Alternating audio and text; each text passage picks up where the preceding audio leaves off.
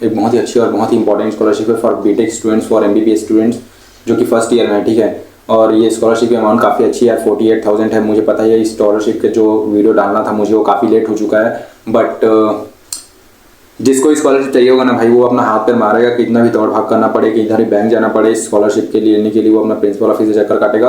और ये स्कॉलरशिप का जो प्रोसीजर है वो काफ़ी थोड़ा कम्प्लेक्स होने वाला है। सो सारी चीज़ें मैं अभी आपको डिटेल में बताने वाला हूँ, ठीक है। सो ये जो स्कॉलरशिप है, मतलब जो बीटेक फर्स्ट ईयर में पढ़ रहे हैं, जो कि एमबीबीएस जो कि प्रोफेशनल कोर्सेज में है, ये वाले स्टूडेंट्स के लिए है। कोई भी ब्रांच क्राइटेरिया नहीं है, कोई भी मेल फीमेल क्राइटेरिया है, सारे स्टूडेंट्स को भर सकते हैं। कोई भी कैटेगरी का क्राइटेरिया नहीं है, कोई भी कैटेगरी स्टूडेंट हो सब इसको फिल कर सकते हैं। Oil and natural gas corporation India की तरफ से स्कॉलरशिप आ रही है, और ये जो कि स्कॉलरशिप का अमाउंट है 48,000 रुपीज़ है, जो कि आपको हर साल मिलने वाला है अगर आपको अच्छा से अपना पढ़ाई करते रहते हो तो। केवल मेरिटोरियस स्टूडेंट्स के लिए होती है, आपकी रैंक के बेस पर आपको स्कॉलरशिप मिलती है। मैं तो कहता हूँ भाई आपको स्कॉलरशिप बहुत अच्छी लेनी चाहिए, यह स्कॉलरशिप आपको अगर लेनी चाहिए अगर आपको नीड है तो, क्योंकि स्कॉलरशिप मिलने के बाद आपकी जो इंजीनियरिंग लाइफ है ना भाई, वो एक 180 डिग्री का चेंज लाएगी, ठीक है। तो बिना किसी देर की आपको स्कॉलरशिप के बारे में डिटेल देना मैं स्टार्ट करता हूँ। और मतलब आपको सीधा अपने लैपटॉप या कंप्यूटर पर आ जाना है, वहाँ पर सर्च करना है ओएनजीसी स्कॉलरशिप, और जो पहला आएगा ना यार, ONGC scholar.org, आपको उसी पर टिक कर देना है। फिर यहाँ पर आने के बाद जो है आपको दी जाएगा फॉर्मेट, ठीक है। उसके बाद आपको अप्लाई स्कॉलरशिप पर क्लिक कर देना है। देन सारी चीज़ें आपको डिटेल आके सामने आ जाएंगी। मतलब जनरल के लिए अलग सेक्शन है, ओबीसी के लिए, ST SC के लिए, और पीजी स्टूडेंट्स के लिए भी अलग है। मतलब जो मास्टर्स कर रहे हैं प्रोफेशनल कोर्सेज में उनके लिए तो अलग क्राइटेरिया रहता है, ग्रेजुएशन में कुछ परसेंटेज उनकी क्राइटेरिया। लेकिन जो भी फर्स्ट ईयर में है बैचलर्स की यूजी में, आप एमबीबीएस में हो, बीटेक में हो, ठीक है, तो उनके लिए मैं सारी चीज़ें बता रहा हूँ। आप ये सारी चीज़ें पढ़ सकते हो, मैंडेटरी डॉक्यूमेंट्स वगैरह भी आप देख सकते हो। लेकिन जो कि मैं रिसेंटली अपनी 2 जूनियर्स को कल ही मतलब फिलअप कराया हूँ ये स्कॉलरशिप को, फॉर्म को, तो जितनी भी सारी चीज़ें मैंने फेस किया है, क्योंकि क्या थोड़ा डिफिकल्टी तो है इसमें स्कॉलरशिप के फॉर्म भरने में, क्योंकि इसमें बहुत सारी चीज़ें जो है इंस्पेक्टर के वो लोग पूछ रहे हैं, तो वो चीज़ मैं आपको बेसिकली बताना चाह रहा हूँ। तो मैंडेटरी डॉक्यूमेंट्स में जो कि आपकी 10th 12th की मार्कशीट, आधार कार्ड, जाति प्रमाण पत्र, आय प्रमाण पत्र, income certificate, date of birth है, ये सारी चीज़ें लगेंगी ही।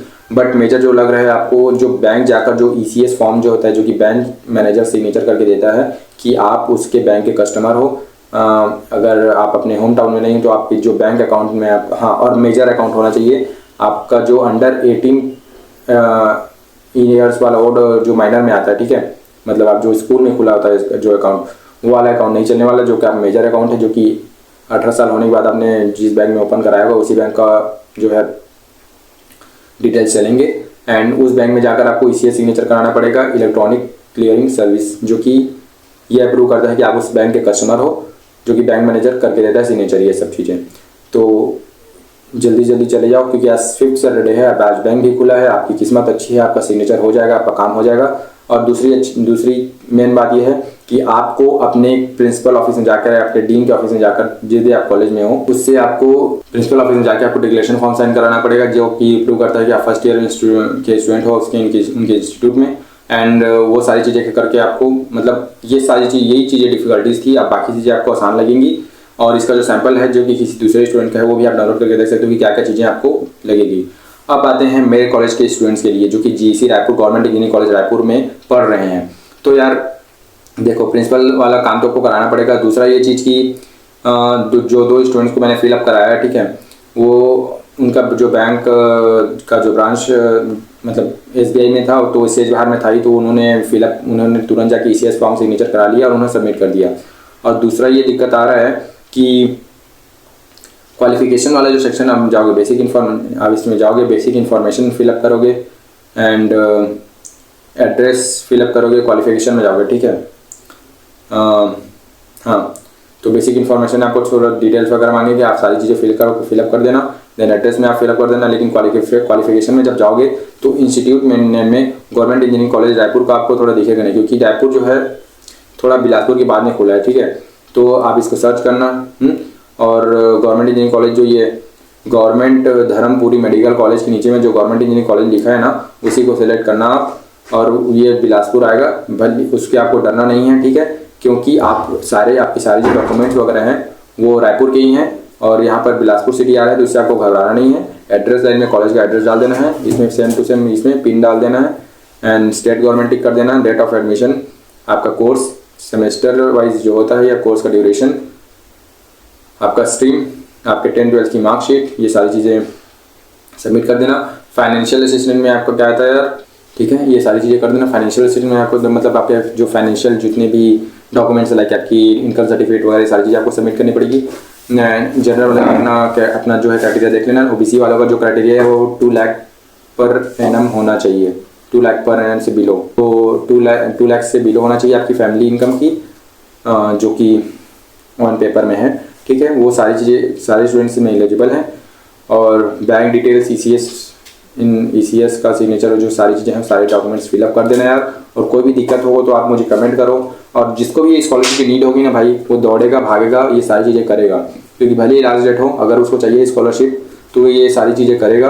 एंड यार स्कॉलरशिप किसको नहीं चाहिए भाई, लोग भागते रहते हैं स्कॉलरशिप के लिए। स्कॉलर होना अपने ग्रेजुएशन की लाइफ में खुद एक बड़ा टैग होता है, एक रिकॉग्निशन मिलती है आपको। ये जो स्कॉलर का टैग है आपको बाकी स्टूडेंट्स अलग बताता है कि अगर आप रिज्यूमे में डालोगे फिर भी आपको एक अट्रैक्टिव रिज्यूमे दिखता है आपको जब आप सेकेंड ईयर 3rd ईयर में आओगे तो, ठीक है। सो कोई भी जानकारी चाहिए तो आप मुझे कमेंट कर देना। और अभी भी टाइम है यार, आधा दिन बचा है, आप बैंक जा सकते हो, अपने कॉलेज में अपने सारी चीज़ें को फिलअप कर सकते हो और जल्द से जल्द इस काम को ख़त्म करो। और अगर आपको चाहिए तो स्कॉलरशिप को भरो। और 48,000 रुपीज़ छोटा अमाउंट नहीं होता guys, it's a very big amount as a student जो आपको मिलता है।